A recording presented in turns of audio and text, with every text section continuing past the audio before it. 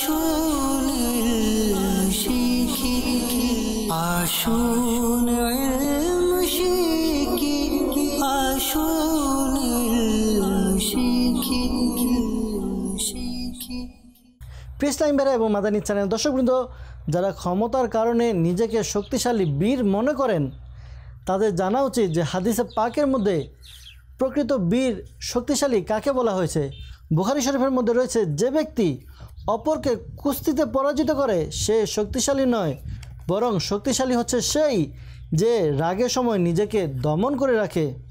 কানজুল উম্মাল নামক কিতাবে বর্ণিত রয়েছে, নবী করিম রউফুর রহিম সাল্লাল্লাহু তাআলা আলাইহি ওয়াসাল্লাম ইরশাদ ফরমান, যে ব্যক্তি রাগকে প্রয়োগ করার ক্ষমতা থাকা সত্ত্বেও দমন করবে, কিয়ামতের দিন আল্লাহ তাআলা ওই ব্যক্তির অন্তরকে নিজের সন্তুষ্টি দিয়ে পরিপূর্ণ করবেন। সাল্লু আলাল হাবিব সাল্লাল্লাহু তাআলা আলা মুহাম্মদ সাল্লাল্লাহু তাআলা আলাইহি ওয়াসাল্লাম। আসুন শিখি, আসুন শিখি, আসুন